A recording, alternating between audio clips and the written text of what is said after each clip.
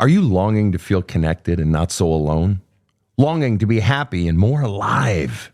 Badass Counseling is excited to announce the creation of Community Plus, a subscription-based private group of folks just wanting to more closely share their soul journey together with like-minded folks and with me, Sven. For a monthly fee, you'll get bi-monthly live Q&As with me, Sven, giving you a better chance of getting your own questions answered. A private community feed for you to post pictures, successes, struggles, joys, even the occasional cat picture, creating greater connection and help for healing and growth. Random drawings for free small group sessions and drawings for private coaching sessions with me. Priority access to becoming a guest on the Badass Counseling Show podcast. Unlimited access to my DIY video courses, Healing the Soul and Unleashing Your Greatness. And so much more. Community Plus is for people serious about their soul journey who want real growth, real help, real laughter, real connection, and true community. Join us now at badasscounseling.com. From the New York City area, welcome to the Badass Counseling Show, where the master badass himself, Sven Erlandson, takes you deep and gives balm for the soul, baby.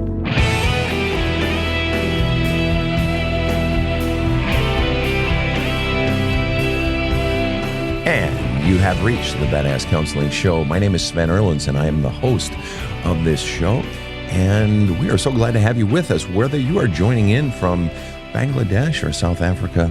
We have listeners in Australia and New Zealand, all the way up to Newfoundland and across the United States, Canada, Great Britain. It's so great to have you here. We love our listeners on this show. So welcome, badasses, and all of you that are new to the show. I am joined in studio by two very, very brilliant and creative people who make this show run. One is KC over in the booth, who would kill me if I called her by her birth name. And the other is Rob the Rocket sitting next to me. Rob, what say ye today? I'm just so happy to be here, and I'm so happy that none of us is infallible. Indeed. Rob, gotta ask, any earworms this week? As a matter of fact, yes, I was thinking of one of Paul McCartney's solo albums back, 80s, 70s. The song This One, where he's regretting a breakup. And the line is, he's thinking about things he should have said. So he says, if I never did it, I was only waiting for a better moment that didn't come. But there never could be a better moment than this one. Of course, that assumes that she's willing to listen. Who knows? Huh. Wow, that's really interesting. Always waiting for a better moment. Isn't that interesting? That didn't come in Well, this case. that didn't come. And, that's really interesting because a lot of the times when I get into conversations with clients or with people wanting to discuss their issues, very often they're holding back from leaving, or they're holding back from that hard conversation that they don't want to have, but they know they need to have. That's really interesting. That was McCartney when he was after the Beatles. Solo. Well, that's quite a deviation from the earworm I've had all week. I have had fucking Three Dog Night, Shambhala. All right. I love that song so much. We were dancing in the kitchen to it last night. So enough about Shambhala. And what's the name of it? The song I was referring to? This One. This One. Yeah. I like that. Rob, tell us about Sakura. Happy to, Sven. Sakura is our guest today, and she wrote in and said, I am a 34-year-old who came from a mother who was emotionally absent and a father who was both emotionally and physically absent. Mother was a stay-at-home mom and sat on Messenger talking to other men. Dad sold drugs for a living, and I've always kept his secrets until the one time I spoke up and I was just written off. When I try to speak up to my mom, my sister turns against me also. I watched them both cheat on their spouses my whole life, and I've made out to be the world's biggest piece of shit in everything I do. I'm ready to let them go from my life completely. Sakura, welcome to the show. Hi, thank you for having me. It's our pleasure. Okay, let's just start right at the top. Mother was emotionally absent and father was both emotionally and physically absent.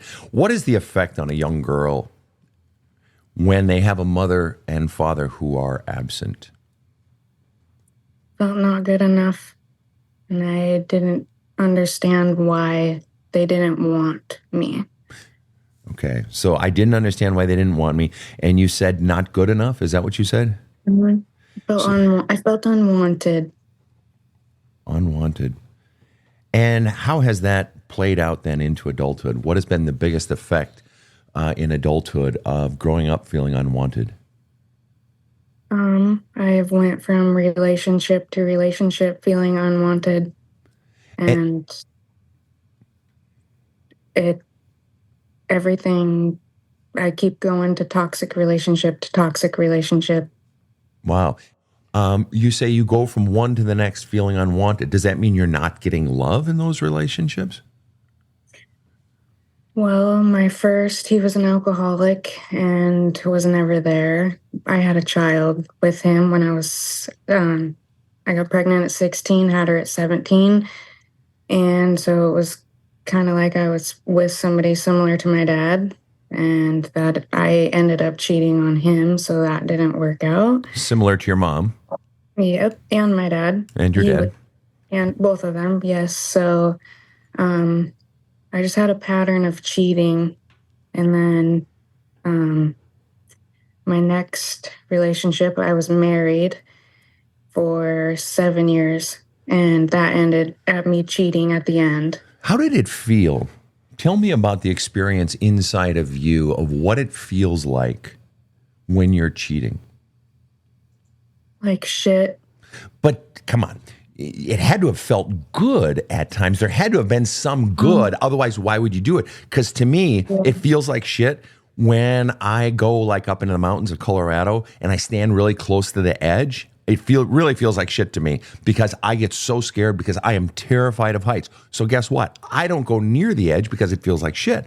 Now, what feels good is walking into a pizza restaurant, which is why I walk into too many pizza restaurants, because it feels good because I'm about to eat some fucking pizza. We do things that feel good. We don't do things that feel like shit.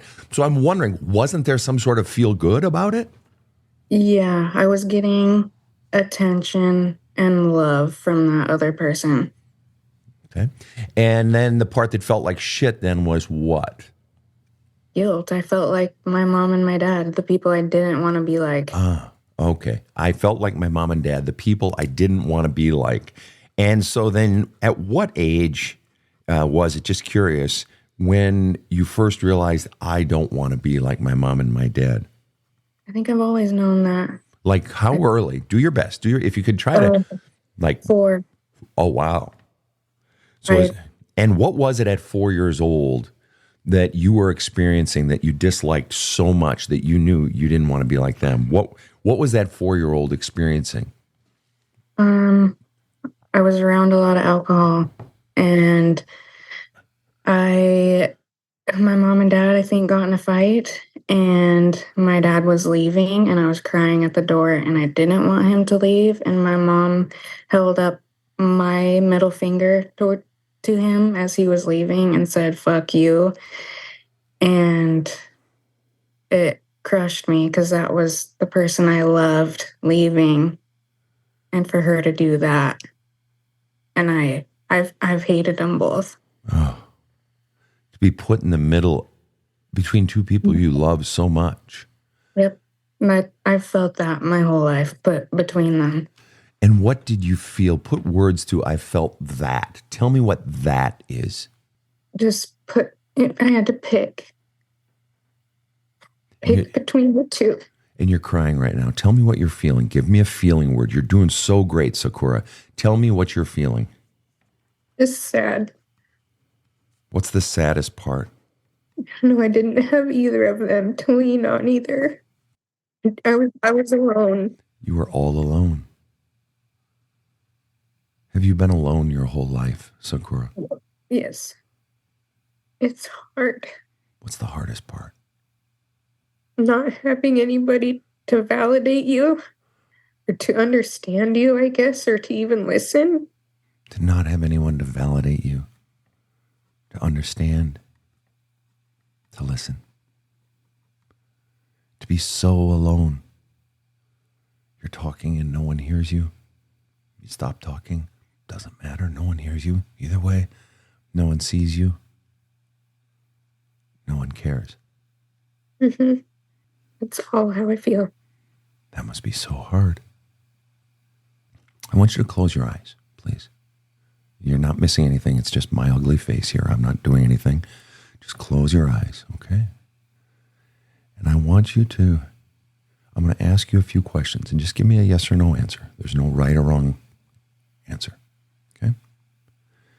Could you welcome all of your feelings of loneliness into your full consciousness right now? Yes. Would you welcome all of your feelings of aloneness into your full consciousness right now? Yes. Okay. Could you let go of feeling alone? Yes. And it's okay to say no, just so you know. Would you let go of the feelings of loneliness if it meant finally being free and happy and alive? Yes. When? Now. I'm going to take you through it again. You're doing just fine, Sakura. Could you welcome a lifetime of sadness into the fullness of your chest, in your head, in your throat, in your body? Could you welcome a lifetime of sadness into the fullness of your consciousness right now? Yes. Would you welcome all of your feelings of sadness and aloneness into the fullness of your being? Would you welcome it all? Yes. Could you let go of all of it? Yes. Would you let go of a lifetime of sadness and aloneness if it meant finally having peace? Yes. When? Now. Okay, you can open your eyes now. I want to ask you a question related to the sadness and related to the aloneness. And it's a strange question, okay? But I want you to just do your best. Just do your best. The question is this: do you think your feelings of aloneness that you've felt your whole life since you were 4, at least, okay? And that's when it really, you have that defining moment, but it's reasonable to assume those feelings had been there before that. It didn't just happen in that moment, right? Okay. Do you think your feelings of aloneness your whole life have been driven by wanting approval, wanting security, or wanting control? I think approval. Interesting. Okay. Then let's run with that for a minute. So now I'm going to ask you to close your eyes again. Okay. And we're going to do basically the same thing, except I'm going to ask about approval, that longing for approval. Okay. Could you welcome your feelings of wanting approval? Yes. Could you collect from inside of you and draw together a lifetime? Would you welcome a lifetime of longing for approval into the fullness of your being right now? Yes. Could you let go of wanting approval? Yes. Would you let go of wanting approval? Yes. When? No. Okay, you can open your eyes now. I'm just curious, just out of curiosity, what's going on inside of you right now? What are you feeling? Sad, but hopeful to change, to get it out of me. Okay. I want it done. You do? Okay. And let me ask you, why do you want the sadness out of you? It seems like a dumb question. And it kind of is, but I'm curious, why do you want the sadness out of you? I'm tired of letting those people control how I feel about myself. I'm ready to let it go. And let me ask you, when you say those people, who are those people for you? My mom, my dad, my grandma, and my sister. Mom, dad, grandma, and sister. So I assume they are still in your life. My dad and grandma, no. My mom and sister, as of recently, no, not they have. They're not recent as of recently. Okay. And what is the reason that all of these people are not in your life? It's been a pattern with my dad and my grandma. It's my dad's mom. They have an unhealthy relationship, and I could never do anything right, and they just write me off. So you've kicked them out of your life, or they've kicked you out of their life? Kind of mutual. I haven't talked to my grandma in about 7 years, and same with my dad if I don't randomly reach out. And what about now, mom and sister? Why are they not in your life? Well, I have left my current husband a few times, and I keep going back. And my mom, apparently that made her mad, and she sent me a text and said she doesn't understand why I keep going back, and said I'm going to fail my kids. And that was the last straw for me. I told her, don't tell me how to parent when you never parented me. Whoa, good for you. And I tried telling her what she has done, and she said, don't blame us for your problems. And I said, I'm not blaming, I'm acknowledging where it came from. I'm just trying to tell you. I'm just trying to tell you where it came from, why I am the way that I am. Mm-hmm. And she said, did you learn this from one of your books that you read or a real therapist? And I just said, go fuck yourself. Wow. Wow. At that point, I'm done. What does it represent for you? What does pushing these people out of your life, especially mom and especially dad, the two real, well, I mean, sister and grandma, all of them really, but especially mom and dad. What does that do for you? What does it mean? What does that feel like? Play with it.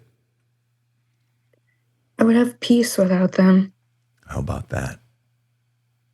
And what's the price for you of pushing them out of your life? I mean, it had to, did it reach a point where it wasn't even hard? Did it reach a point where it didn't even hurt, or was it still hard, or it was hard? It was hard until it wasn't hard. It's not hard. I was used to it with my dad. I was already used to it, so whatever. But I do have 3 little sisters that him and his current girlfriend have, and that is what's hard for me. That is what's hard for me, is having to let them go. It's hard. Yeah. You love them, you care about them, but you have to. You know, and this is so interesting that you love those little siblings of yours. 3 of them, you said? Yeah, from my dad's side. All girls? Yeah. Oh, and you feel like a big sister, and you want to be there for them because you probably know the shit show they're going through, right? Yep. So you chose to save yourself over staying in that relationship to try to help those girls. You chose yourself. Am I hearing you correctly? Yeah. Yeah. Tell me that wasn't a hard fucking decision. It breaks my heart. Of course it does. I have to. And why do you have to? Help me understand. Because by me trying to keep him in my life only gets me hurt. Yeah. And as a person who's made similar decision myself, and a lot of our listeners have been in that place. Maybe they turned 18 and they had a 12-year-old brother who was still home, and they felt, but they had to save themselves. It's such a hard decision. But do you see what that decision really was, Sakura? Do you see what that was? That was you choosing you for the first damn time in your life, or certainly one of the first damn times. And I don't mean just choosing you to get high off of cheating. And as a person who did that at a younger stage in my life, not proud of it, but I know exactly what the fuck you were going through, okay? And so this was a real choosing of you. It was a choosing of boundaries, pushing these people out of your life, the mother, the father, the grandmother, the sister, but then even walking away from someone you didn't want to walk away from. It was saving yourself. Mm-hmm. It really was and we've all heard the silly example, but, put on your own oxygen mask on the airplane, before you put on somebody else's. That's what you're doing. Do you see the beauty of that? Do you see how that is an affirmation of self? Yeah. That you've been waiting your whole life for these people that you love, whose job it was to give you that affirmation, that acceptance, that approval of who you are. You've been longing for it your whole life, and all you've gotten was just shit. And for first time in your life you're at this period where you're affirming yourself and your own worth, and you're doing it in your actions. That's powerful. I hope you're at least a little bit proud of yourself, because I'm fucking proud as hell of you. Yeah, I am, yeah. Still hard though, because now you're really out there on your own, aren't you? Yep, and I'm a couple states away also, so I really don't have anybody. Wow. And being out there, we're back to this theme of aloneness. And I want to ask you about those couple states away right after this quick break. I came across the book, There's a Hole in My Love Cup, on badasscounseling.com. I was trying to gain some insight into my past experiences and how they were shaping my present. Sick of being miserable all the time, and I wanted to do the work. I didn't know how. Sven's book made it approachable. He had gone through a lot in life, and I liked his perspective. I started looking forward to the new podcasts on Thursdays and Sundays. I realized I wasn't alone, and we can all use a little help from Sven. This show provides soul counseling intended to entertain and inform, and is not medical advice.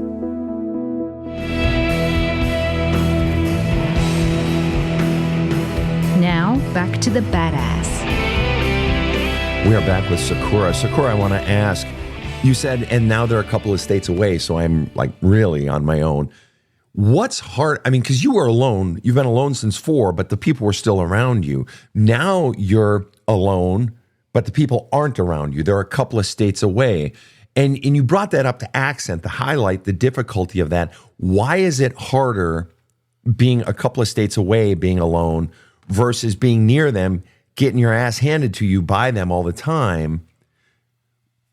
You're a couple of states away, presumably for a reason. I mean, you're married, or maybe you moved there with your spouse. But not really the point. Now you're on your own. Why is it harder when you're a couple of states away? Because you don't know anybody. And so what does it force you to do? Step outside my comfort zone. Wow. What's the scariest part about stepping outside your comfort zone for you? Being rejected. The fear of being rejected. Mm-hmm. Right. And the simple truth of the matter is that in life, not everyone's going to like me. Mm-hmm. You know, but some are. And when you're doing that, in what ways have you been stepping out of your comfort zone? Or is that still to come? I actually do daycare, so I have met a lot of good moms, and I actually have a really good support group now over here. That's awesome. Yeah. That's awesome. Good for you. And you do daycare, so you must love children, obviously. Yes, I don't know. I want kids to feel safe with me, I guess. Beautiful. And let me ask you, just out of curiosity, what's your favorite age of kids? Infant, and then once they get past the toddler stage. I worked in my first marriage, I was like 22 or 23, and I worked in a daycare. I forgot, kinder care or something like that. And I worked with the 4, 5-year-olds, but I loved, my favorite was the 2, like 18 months to 3 years. To me, that was my favorite. I love those little, they're like little footballs. But it's interesting what you said there.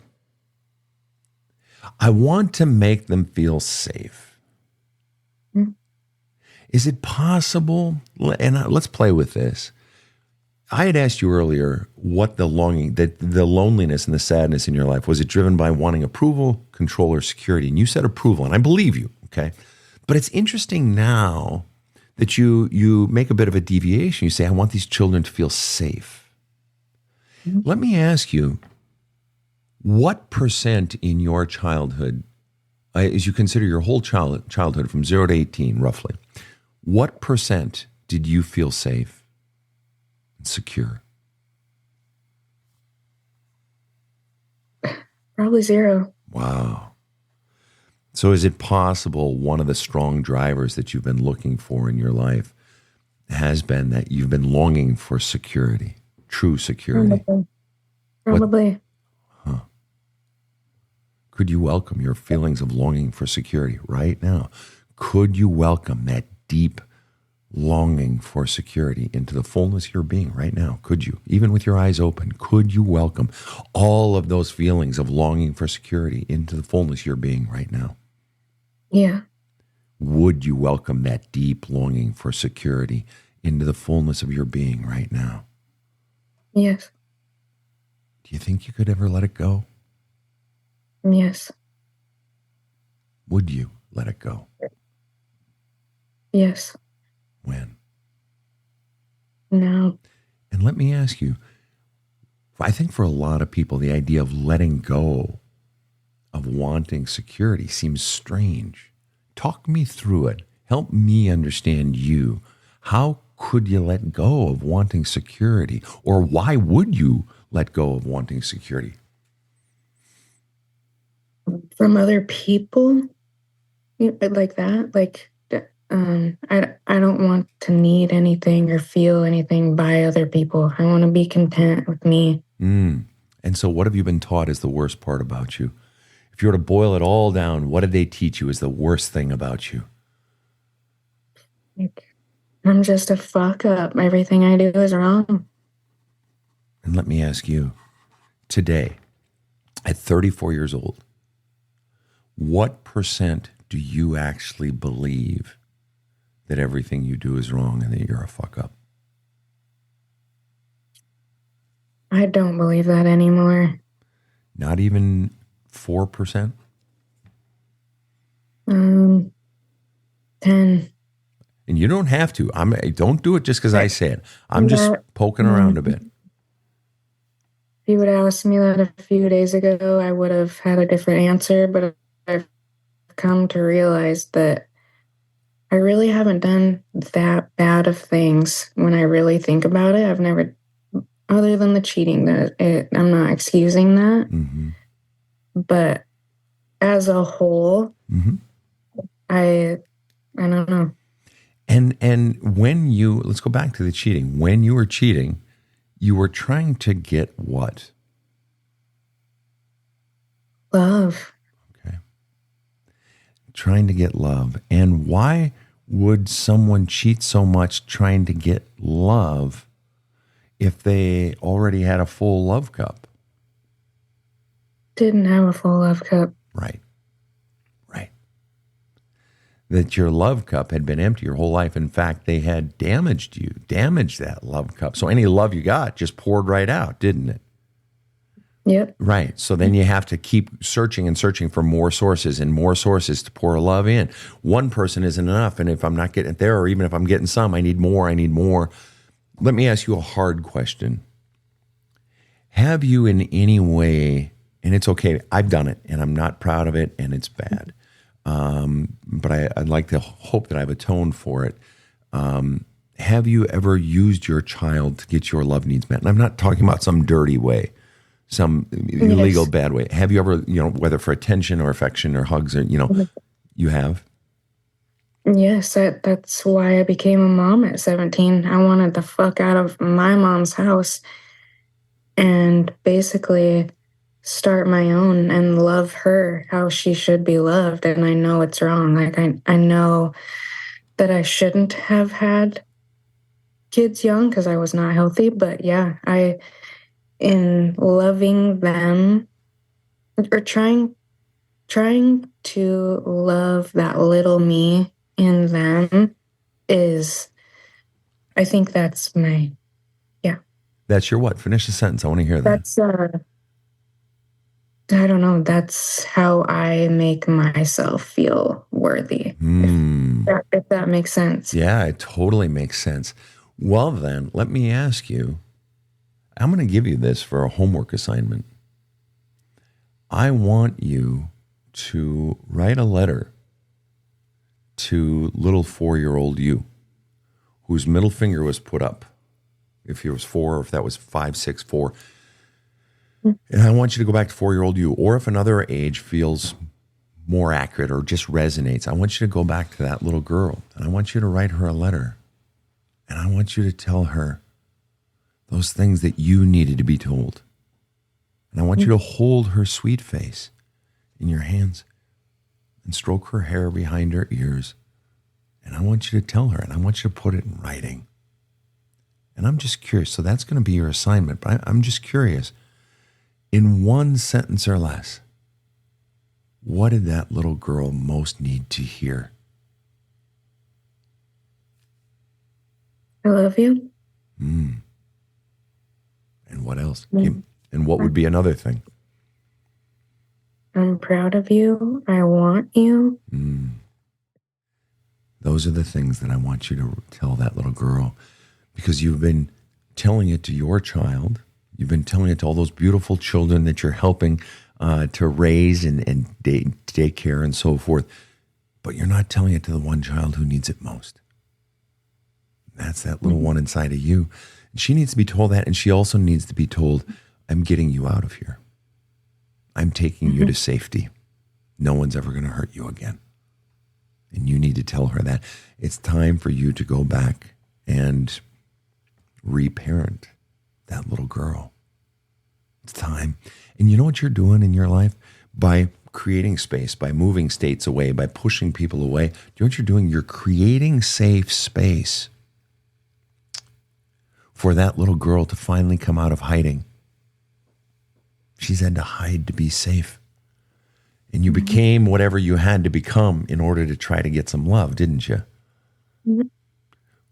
And so then I had one or two more questions I wanted to ask you about that write-up that you wrote. You know, you talked about one time I spoke up. Dad sold drugs for a living. I've always kept his secrets until one time I spoke up. I was written off. Just out of curiosity, who are you written off by? My dad, my grandma, and my uncle. Okay. Okay. But not mom and sister, right? Right? Yeah. But then you go on to say, when I try to speak up to my mom, my sister turns against me also. Why do you think that is? She's a coward. She uses my sister to fight her battles. Right. Because she can't acknowledge what I have to say, so she sends my sister to attack me. And why would your sister do that? What's the fear driving your sister? The same thing, approval, I'm sure. Well, yeah, and she fears the disapproval. She fears mom turning against her. So clearly mom has power over her, and mom had power over you. That power, and so everybody was living in fear of mom. And mom was obviously a very lonely woman if she's spending all her time on Messenger talking to other men. She was obviously very alone herself. And so let me ask you, in what ways, above all else, did your mother use you and your sister to fill her love cup? I don't think she used me at all. What were you expected to do or be? Perfect, probably. Why would you need to be perfect? Why? I don't know. She's very judgmental, very, I don't know. Okay. But you said perfect. And so what did perfect look like in your home? The perfect you were expected to be, what does that mean? What did that look like? Probably clean, quiet, mind your own shit, don't do anything. I don't really know. Okay, no, that's good. Clean, quiet, and mind your own shit. And why would she want you to be clean, quiet, and mind your own shit? Why? So she didn't have to be a mom. There you go. That's what she was using you for. And just out of curiosity, who was born first, your sister or yourself? Me. Okay, so you're the oldest. How old was she when you were born?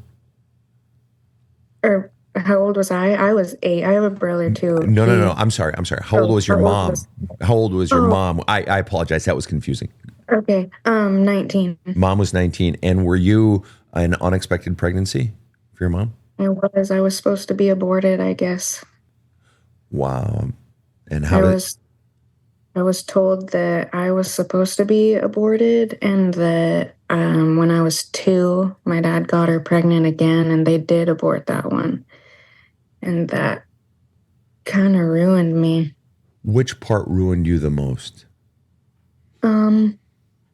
Well, to hear that I was supposed to made me feel pretty unwanted. And then to hear that the second one was aborted, I was like, fuck, I guess they really didn't want me either, because my grandma was the one that stopped my mom from the abortion.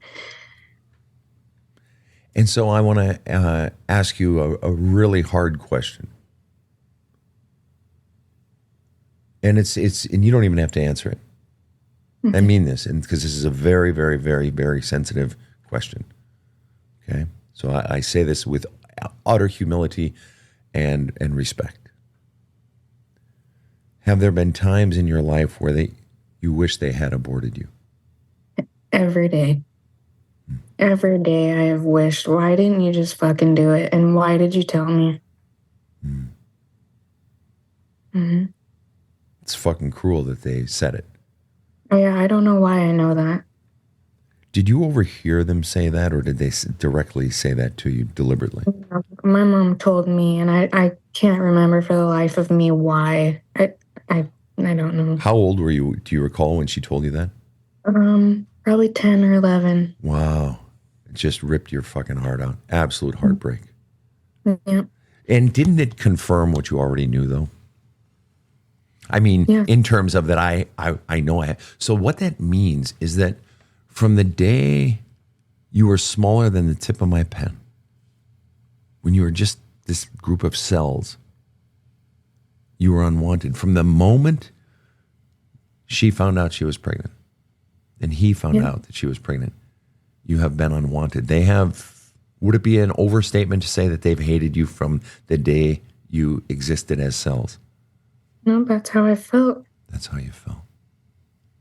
Just out of curiosity, is it your fault that you were born? No. Just out of curiosity, your child, girl? I have 6, yeah. You have 6? So, wow. That is a fertile womb. Yep. Oh, wow. My mom had 6 kids. That's wow. Mm-hmm. Oh, wow. Wow. You are a hell of a mom. I mean, okay, I'm impressed. All right. Just that you're not just that you have 6, but then you do daycare as well. This is someone who is clearly good with kids. Wow. Okay. To hear that you were supposed to be aborted, to have it confirmed, what you had already felt so unwanted.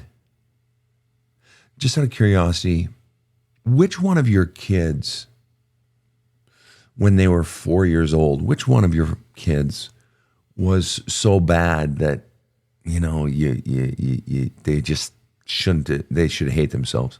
Which one? None. What? None of them? Why? No. Why? Because that's not even true. That's right. And it wasn't true for you either. You were this beautiful, sweet, creative, playful, rambunctious, snotty if she didn't get her nap, you know, steal a little extra cookie little girl. You were so wonderful. And you were taught the worst lie possible. That you didn't matter. That you were unwantable. Not just unwanted, but unwantable. Did you ever in your life hate yourself, Sakura? Yes. What's the earliest you recall ever hating yourself? I don't know, probably around that same, really young, 4 or 5. What is the thing that you've hated most about yourself in your lifetime? Well, I always felt not good enough, so I felt like, why can't I be better? Right. You're a fuck up, like they said, right? Yeah. Okay. And what % do you hate yourself today? Be honest. Maybe 30. Fair enough. What % do you hate your parents? 100. What are you doing to get that hatred out of you?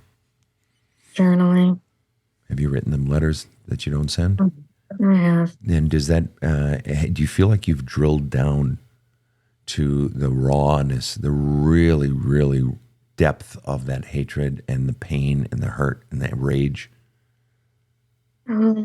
Yes and no. I feel stuck. I feel like I can't get that. And what do you think you're stuck on? What do you think is what is the one thing you most somewhere in you don't want to touch? I don't really know. It's hard for me to like fully accept like that they are such pieces of shit to not love your own child. Why Like, is that hard to accept? Why is that hard to accept? You're doing great. Stay on it. You're doing great. Why is that so fucking hard for you to accept? Because I don't understand it. I don't understand how you could be so sick. I don't understand it. It's unfathomable. Mm-hmm.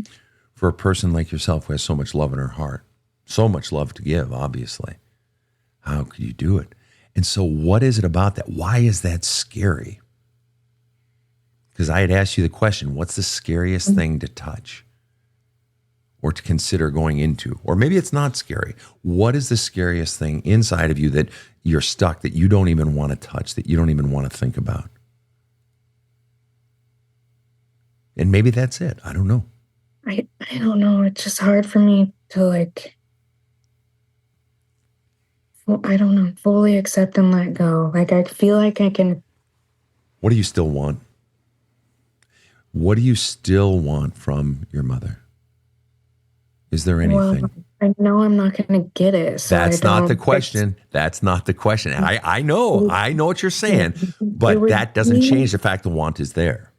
It would be acknowledgement. Acknowledgement of what? That she was a shit mom and I am this way because of her. And if you got that acknowledgement, then what? We would have, or we would have what? Finish it. We would have a normal mother-daughter relationship. And and then you started to say, I would feel what? I would feel at peace and calm. And if you felt at peace and calm, then what? How does your life change if you felt at peace and calm? I would be more confident to do more things in life. Such as what?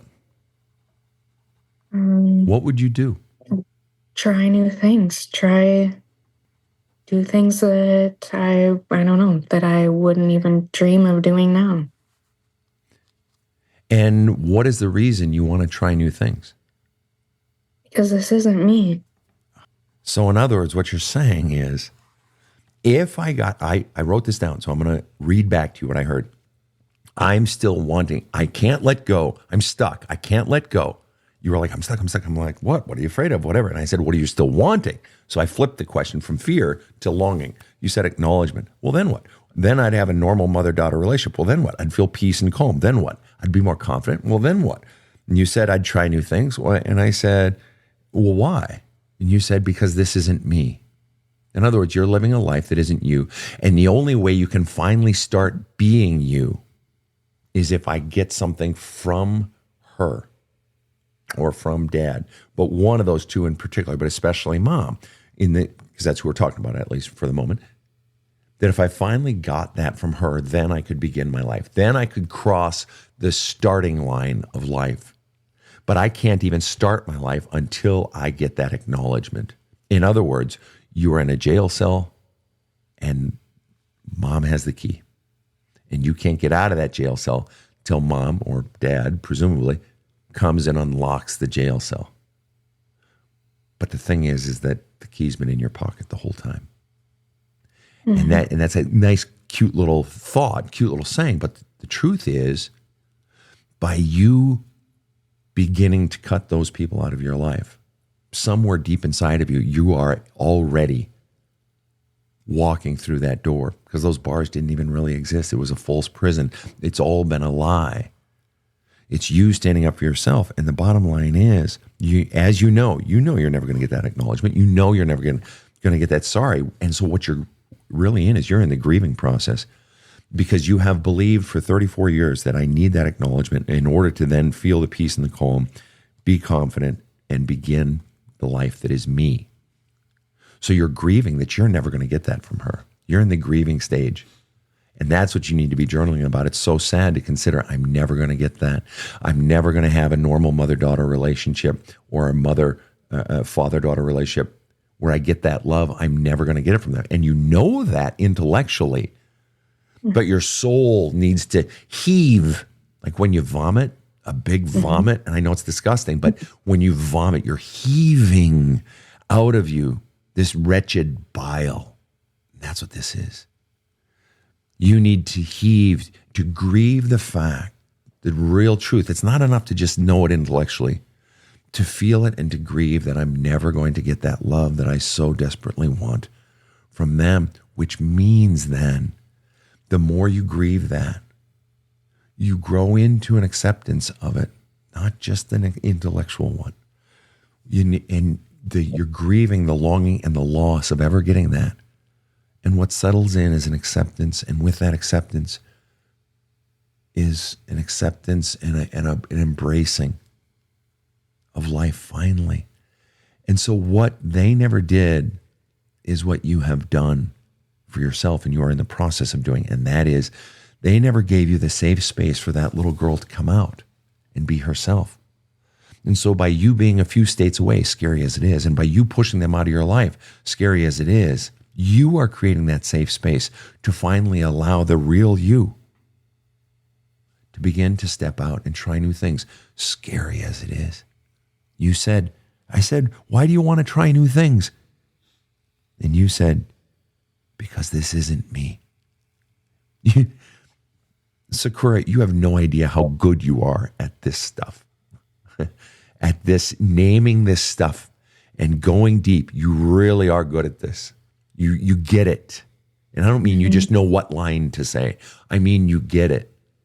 And this is the step. You are fundamentally at the junction.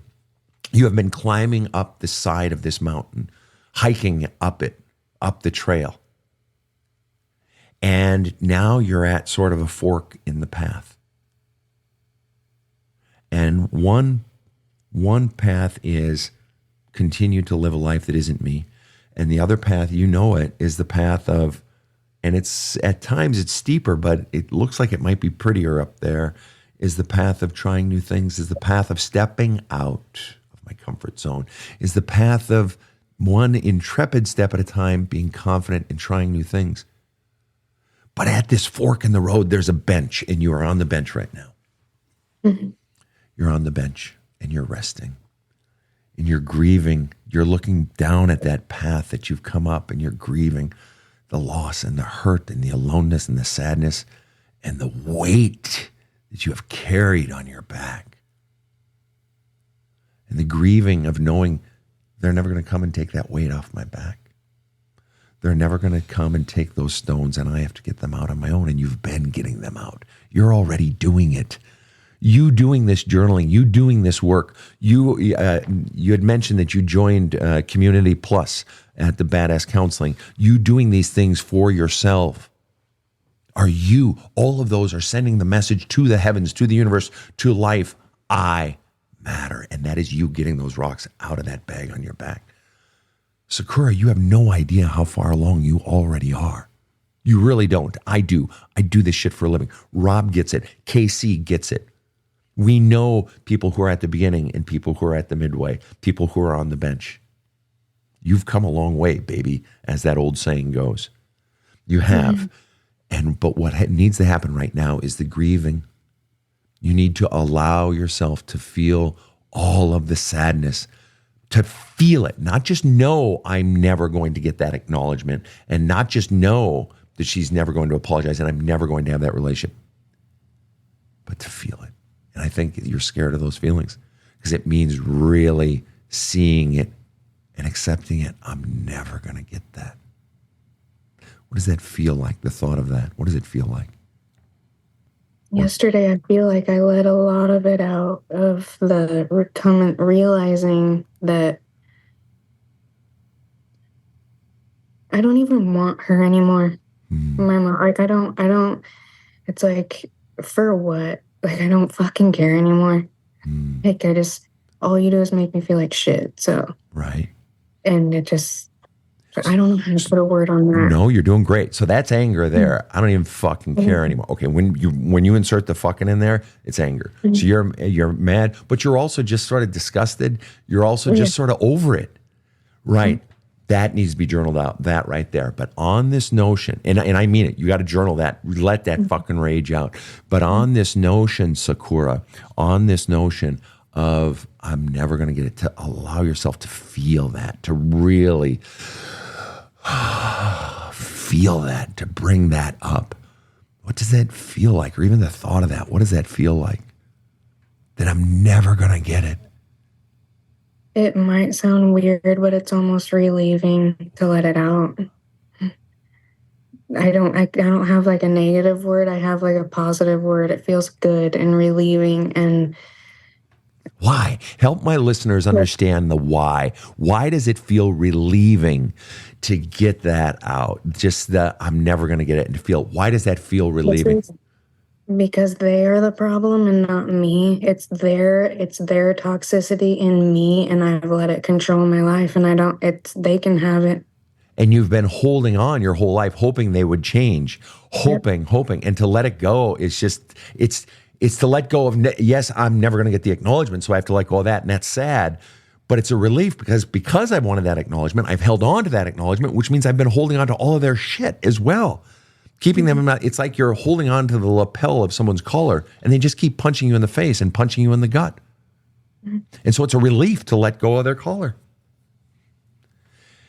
Sakura, can I ask you, would you be willing to come back after the show and just do a little bit of overtime with us? Yes. You're just so good. I mean, this has really been extraordinary for me. I enjoy having someone who has already been doing the work on themselves, because you've come from the depths of hell, but you've been doing this work on yourself, which means you're beginning to find your own voice and your own worth, and you've been acting on it before I ever fucking came along. I feel like I'm stepping through their shit, like on my own, without anybody else guiding me. No one's fucking guided me. Nobody. And little lady, let me tell you the power of stepping through their shit, and no one's guiding me, and I'm doing it on my own.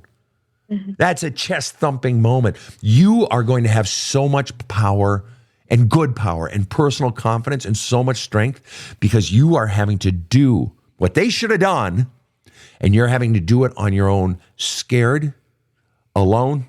And it's like, I got to fucking do it. You have no idea. The courage is going to lead to such strength and confidence. I am so excited for you. I really, really am. Thank you so much. Please stick around. Thank you so much for being on the show, Sakura. You're so cool. I'm so excited for you. Thank you. All right. It means the world to me. All right. To all of our listeners around the world, thank you for going on this ride with us with Sakura in so many different aspects of her life. Rob, thoughts? Yeah, Sakura, you may not have gotten Sven's reference at the beginning of the show when he talked about Shambhala, but the lyric is, wash away my troubles, wash away my pain.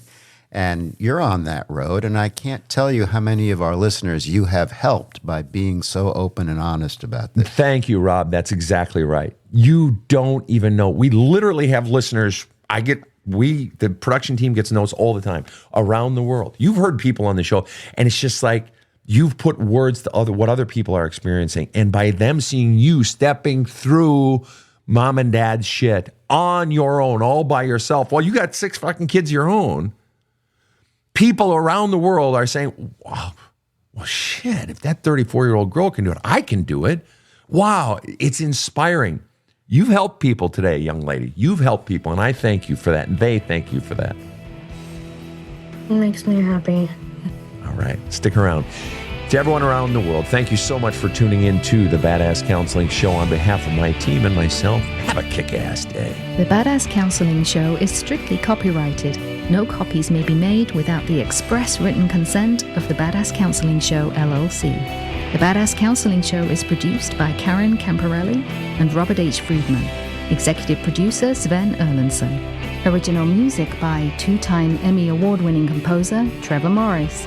Have a kick-ass day.